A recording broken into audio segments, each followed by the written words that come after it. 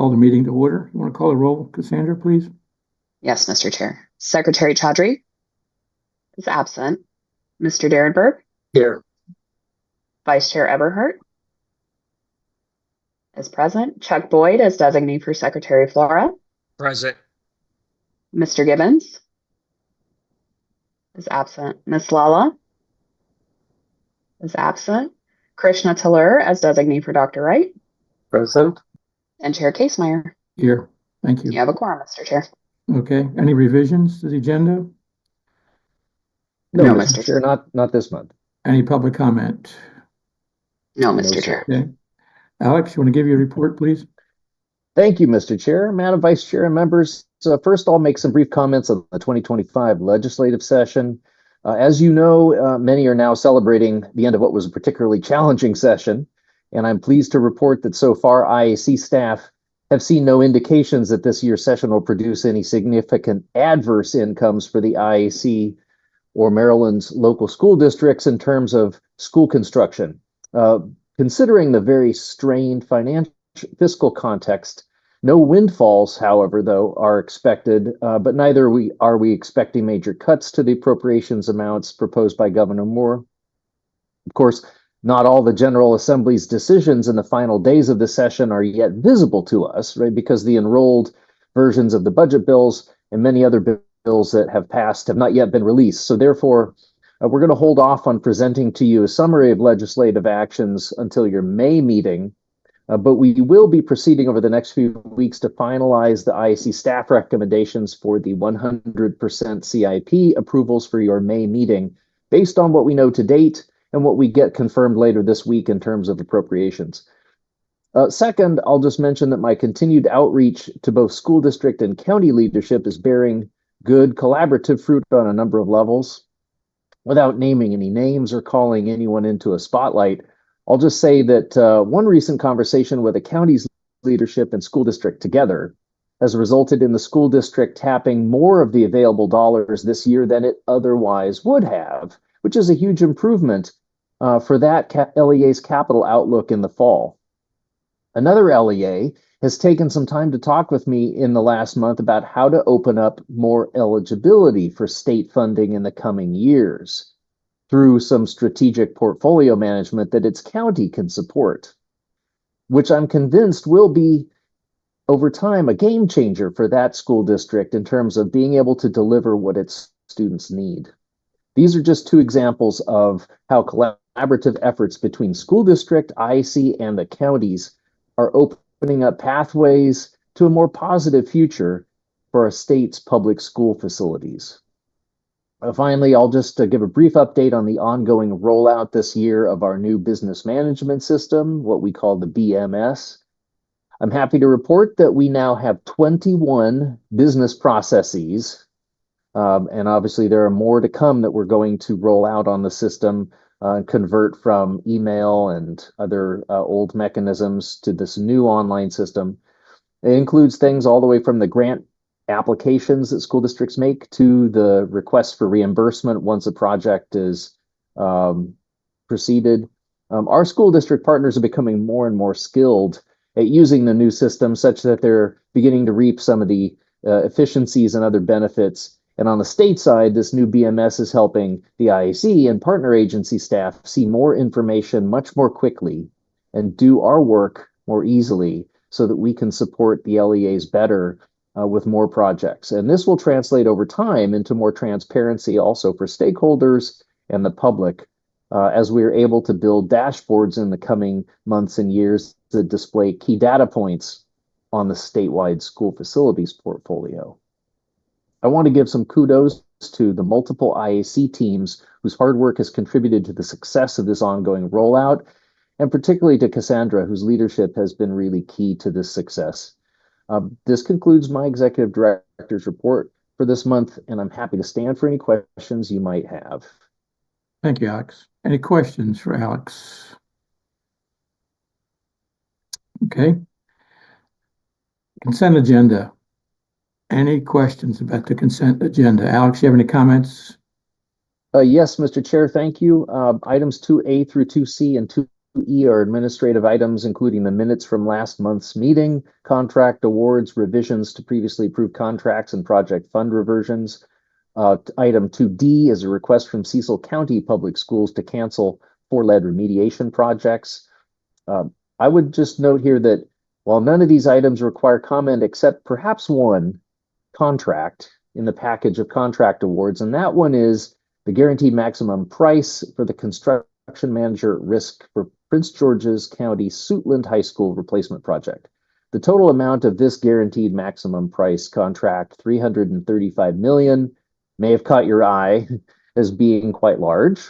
And I will just note here that this large and complex project is being procured by Prince George's County Public Schools through a construction manager at risk arrangement. And under that contract, the CMAR must work within a budget and deliver under a contracted guaranteed maximum price. The eventual cost has been estimated by Prince George's County Public Schools as being in a range of $300 to $315 million. And the majority of the eventual total cost will be borne by Prince George's County because the maximum state award on this project is just over $100 million. Page 10 of your agenda shows the current recommended state funding as $99 million, and that will be adjusted up by a couple of millions next month in your May CIP approval. I'll point out on page 46, there are contractors and package values listed that go into a large percentage of that potential guaranteed maximum price. So you can see how the project is coming together at this point. There will be more packages coming in the future on that because it's such a large and complex project. I point all this out just to underscore that the state's liability on this project is limited, and Prince George's County Public Schools is proceeding to move the project forward under the standard construction manager at risk delivery approach. If you have any questions, please contact me and I will ensure that IAC and Prince George's County Public School staff coordinate to answer your questions and get back to you over the coming days. And that's all, Mr. Chair. Thank you. We'll hear a motion. We approve the consent agenda. Ms. Everhart and Mr. Derenberg seconds. Any further questions to Alex about the consent agenda? So what's so significant, not significant, but large about the Suitland School? Why is the cost so great? What's being done there? So it is a replacement of both a high school and a arts magnet program. Quite a large number of students, multiple program offerings on the same site. It is also replacing what was an old and troubled, quite worn out facility that had some structural issues. And there are some phasing challenges to the project as well. So there's quite a bit of complexity on that. And it's also going to be kind of a flagship for the school district. And so Prince George's County Public Schools has put a lot into their expectations for that project, and the state has funded it to the extent of eligibility, which is limited, and Prince George's County is responsible for the remainder. Mr. Chairman, Gloria Lawler from Prince George's County. Yes. Good morning. Good morning. This is a premier project that has been on hold for a number of years. And we are so grateful for the support that we can get for this project. You have 2 campuses that are being brought together. And I might add that the arts program is one of the most valued programs in the DMV. It has gone up against programs in Virginia and Washington, D.C. and come in number 1 under some of the most critical examinations in the past. Some of our most talented students who go into DC sometimes for arts, they now will be able to get all that they need out here in Prince George's County. And since we're the second largest county in the state of Maryland, the second largest system, I think that justifies everything. And the parents and the communities are so grateful for this project. And I am too, because I can walk to that campus. I can literally walk to the campus. Good. I am so, and it's inside the Beltway in one of the poorest communities, which is District 7. That's Ariata. Ariata is vice chair of the council now, the county council, but we are innermost to southeast Washington and northeast Washington, D.C. A crime quarter sometimes, and low income housing, low incomes. I just think it's magnificent to be able to put this kind of educational facility in a community a community of greatest need. Thank you so much for giving me this opportunity Sure. to comment on this project, Mr. Chairman and members. I appreciate it so much. Well, thanks for the added descriptions. When's it to be completed, Alex? The schedule is still going to be adjusted as the remaining packages come through, but it's going to take over a couple of years to do this much construction. It's a really large project, quite a lot of square footage. So, okay, all in favor of the consent agenda, raise your hand or say aye. Any opposed? Thank you.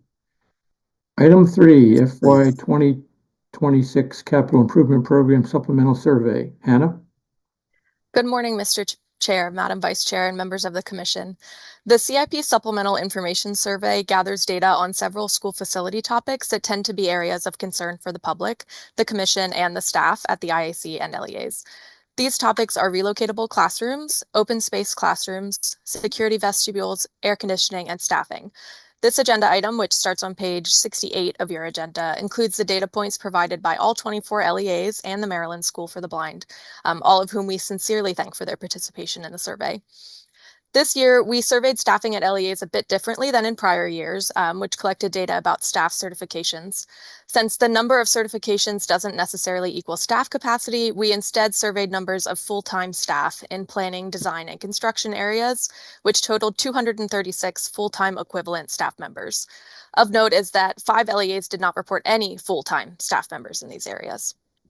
The status of state-owned relocatable classrooms is largely unchanged since last year's surveys, and the number of locally owned and leased relocatable classrooms has increased and decreased for routine reasons that we'd expect to see, such as temporary use during construction projects.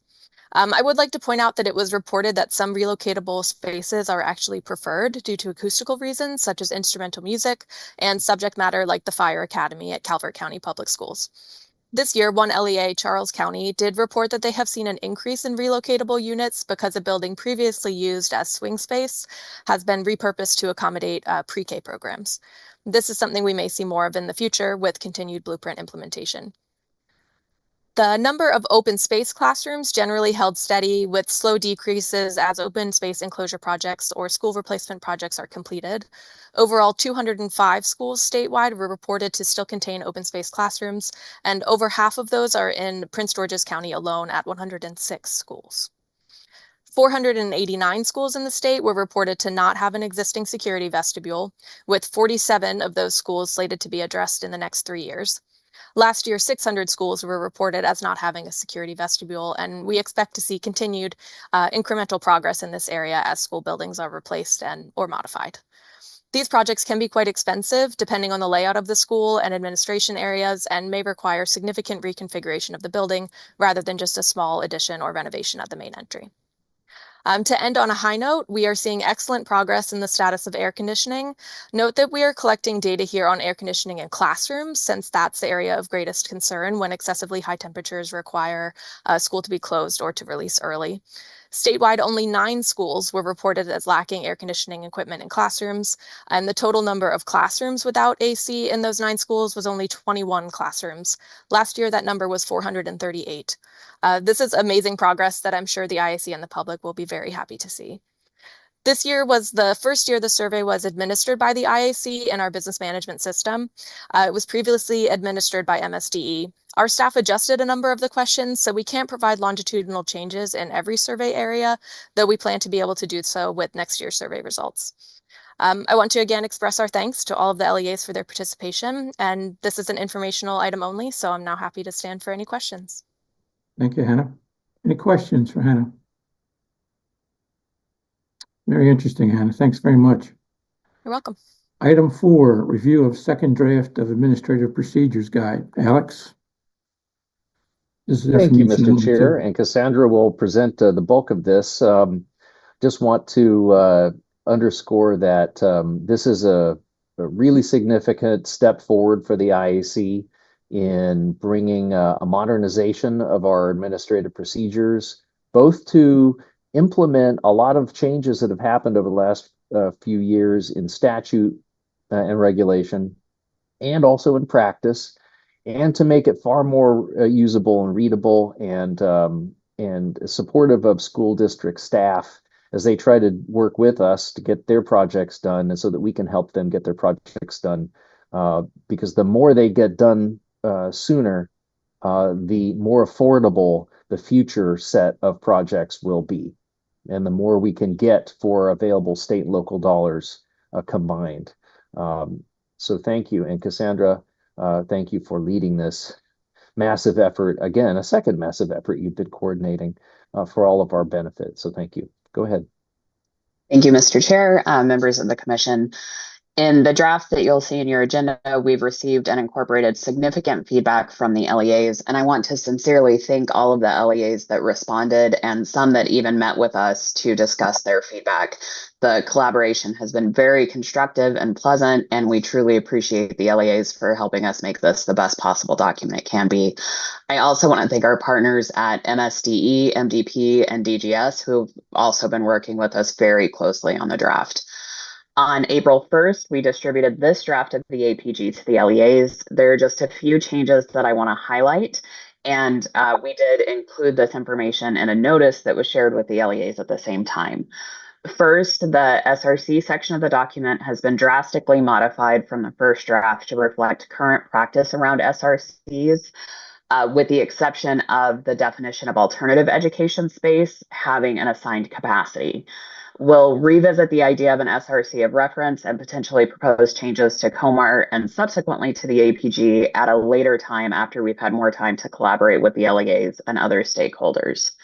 Second, we've modified the requirements around cooperative use space. As a reminder, the IAC pays for up to 3,000 square feet of cooperative use space, which typically requires a third-party agreement with an outside organization. In this draft, we're allowing for a handful of LEA-run spaces, such as food and clothing pantries, parent volunteer rooms, and personal care suites that wouldn't require an MOU or third-party agreement with a non-LEA entity. Finally, we have streamlined some of the requirements around document submission in the EFMP and noted that some documents only need to be provided if they are available, such as floor plans, because we understand that LEAs may not always have access to those documents. We're also trying to create a repository where we can house documents for each facility so that the LEAs don't have to submit that information to us over and over again on an annual basis. Between now and the final draft, which we hope to present to you for approval in May, we expect a little bit of technical cleanup around design review and approval, site approval, and facility status changes, but the content in this draft is largely final. We do invite any of our stakeholders and, of course, the commission to reach out to us with any questions or concerns. I can stand for questions, Mr. Chair. Thank you, Cassandra. This item was for information only. Also, any questions for Cassandra? Are most of the LEAs on board now with their comments and all? They're satisfied? I think so, Mr. Chair. We were able to incorporate almost all of the feedback from the LEAs. There was very little that we were not able to accept. So I believe that they're going to be very happy with this new draft. Good. Thank you again for all your hard work and leadership. Item 5, Baltimore City extra $15 million for HVAC program status update. Gene? Good morning, Mr. Chair, Madam Vice Chair, and members of the Commission. In the 2018 legislative session, Senate Bill 186 included a $15 million allocation for Baltimore City HVAC improvements. Funds were made available for design and construction of heating, ventilation, and air conditioning improvements at Baltimore City Public School buildings. The IAC approved allocations for 19 projects at its December 13, 2018 and February 12, 2019 meetings. Since the last informational E15M report presented at the June 8, 2022 IAC meeting, City Schools has substantially completed the 3 remaining projects at Callaway Elementary School, Thomas Johnson Elementary Middle School, and Windsor Hill Elementary School Middle School. Only the Callaway Elementary School project remains in the punch list phase and is expected to be fully complete soon. City Schools is planning to submit reimbursements for the remaining allocations in the near future. I will now stand for questions on this informational item. Thanks, Gene. Any questions for Gene about air conditioning in the schools? Great report. Happy to be there. Thank you very much. Thank you, Mr. Chair. Item 6, FY 2024 and FY 2025 Capital Improvement Program Amendment Request, Allegheny Public Schools, Arabia. Morning. Good morning, Mr. Chair, Madam Vice Chair, members of the Commission. With me today to respond to project-specific questions is Jane, the lead Capital Projects Manager for Allegheny County. For this action item, Allegheny County is seeking IAC approval to rescind funding awarded to install new windows, doors, and a chiller at Beale Elementary School. Since Beale Elementary is slated to be combined with Frost Elementary, the LEA has determined that it would be fiscally irresponsible to move forward with the FY 2024 CIP projects. The reverted funds would be transferred to the LEA's reserve fund account for future disbursement. In addition, due to unforeseen delays during the design phase to meet other state and federal regulations, the LEA is requesting IAC approval to rescind the funding awarded to the Flintstone Elementary Underground Storage Tank project. To ensure that the project meets IAC requirements and deadlines, the LEA would like to amend the FY 2025 CIP to include Flintstone Elementary and reassign the funds back to the project. I will now read the motion, which is to rescind funding awarded to the FY 2024 Capital Improvement Program, Beale Elementary School Windows and Doors Project, and Chiller Replacement Project, and change the project statuses in the FY 2024 CIP to a C. To rescind funding awarded to the FY 2024 CIP, Flintstone Elementary School Underground Storage Tanks Project, and to change the project status in the FY 2024 CIP to a B. To transfer $1,644,000 to the reserved account for Allegheny County, and to amend the FY 2025 CIP to include the Flintstone Elementary School Underground Storage Tanks Project and award $765,000 from the LEA's reserved account to the project.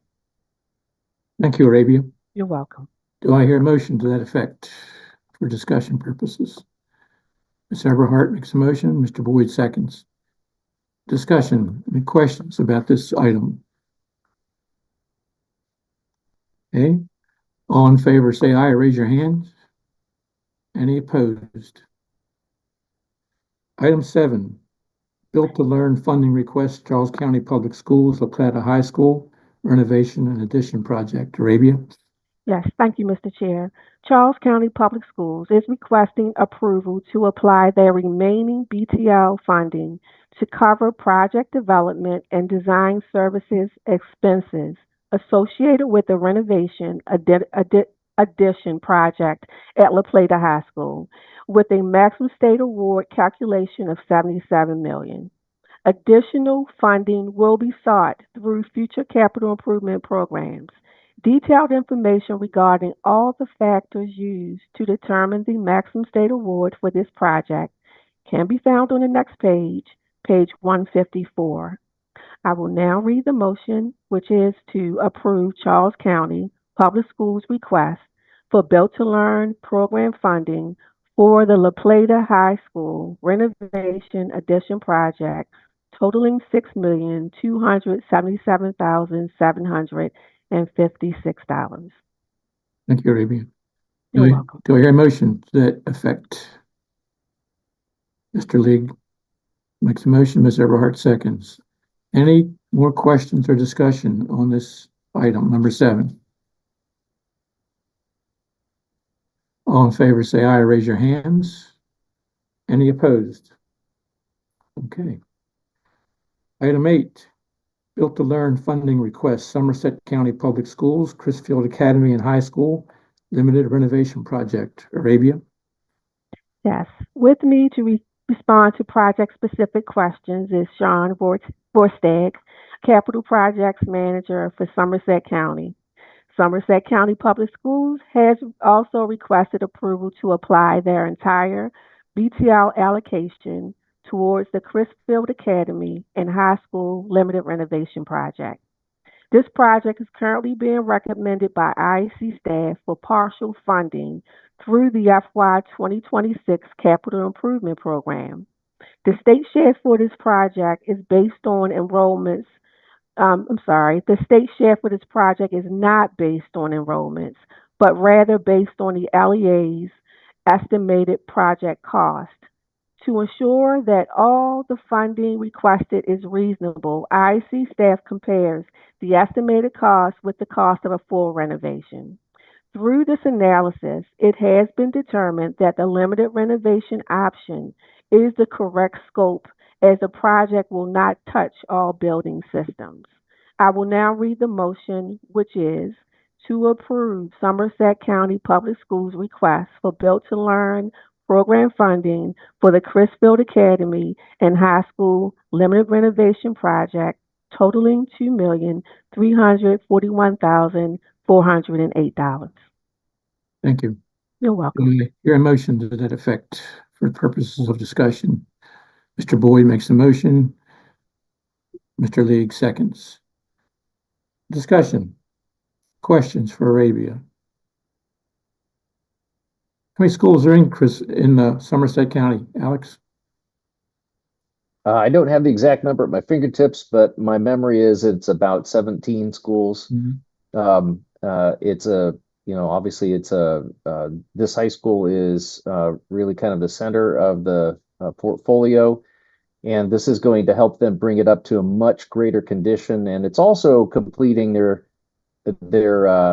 usage of the Built to Learn funding, which in combination with the previous item on the agenda here is taking us much closer to the final award of all Built to Learn Act funds, which we're expecting to happen in this coming roughly 12-month period. BTL should be essentially all dedicated within the next year. So it's great progress. Any other questions about this item? All those in favor say aye or raise your hands. Any opposed? Thank you, Arabia. Sean, Thank you. appreciate it. Item 9, COMAR revisions to project delivery methods. Cassandra. Thank you, Mr. Chair. This is a simple change to streamline the process to not require advance notification from LEAs for the use of construction management at risk or job order contracting, delivery, and procurement methods. These are routine activities that don't require advance notification, but we will still require notification for the construction manager at risk and design build delivery methods. This doesn't change any requirement around contract approval, procurement, or project execution. The motion, Mr. Chair, is to approve amendments to COMAR 143904 that remove IAC notification requirements for local use of the job order contracting and construction management agency project delivery methods, and to renumber the sections of COMAR 14390405 and 14390408 as needed to accommodate the amendments proposed herein. Thank you. Do I hear a motion for approval? Mr. League and Ms. Eberhardt seconds. Any discussion or questions for Cassandra? Okay. All in favor say aye or raise your hands. Any opposed? Thank you very much. And finally, we have a legislative update from Cassandra. Thank you, Mr. Chair. I think we all know session adjourned Monday night, and it was fortunately a relatively quiet session for public school construction after several years of pretty heavy legislative activity that impacted the IAC and the LEAs. I do want to take just a second to acknowledge Victoria Howard, the IAC's policy analyst. She was essential to helping Alex and I keep up with everything that happened this session. She is relatively new to the IAC. This was just her second session. She did a really great job. Thank you, Victoria. Appreciate it. Thank you. So One bill of note, Senate Bill 175, passed both houses and was sent to the governor. It has to do with gas piping and corrugated stainless steel tubing. Our subject matter experts have reviewed the legislation and don't expect a significant impact on school construction as a result. Obviously, the biggest area of concern for the IAC are the budget bills. And as Alex mentioned in his executive director report, we generally understand that the budget bills passed as expected, but unfortunately, all of the committee amendments aren't yet available for review. As soon as they are available, we will do a thorough analysis of the budget bills and we will do a full presentation on the operating and capital budgets at the May meeting, Mr. Chair. With that, I can stand for questions. Any questions about any aspect of the session? Okay. Alex, you have anything to say about the legislative? Where do we end up with the number, Alex, of the CIP? Well, so far we've seen nothing that indicates that it moved off of the governor's proposed budget amount, which was essentially 314 million for CIP plus EGRC, or sorry, 354 million CIP plus EGRC. And that really is EGRC plus 314 standard, but with a little bit shifted from CIP into EGRC. So right on the legislative intent of 450 million total for all programs. Okay. That was quick. Any questions for Alex or Cassandra about the session? Any bills? So next month, we talk about the Kent County Yes, bills I can do that. Yes, we'll do that. Okay. Absolutely. Anything else anyone would like to bring up? Do I hear a motion for adjournment? Mr. Boyd and Mr. Motion, Ms. Eberhardt seconds. Okay, we will see you all next month. All in favor of adjourning, say aye. Any opposed?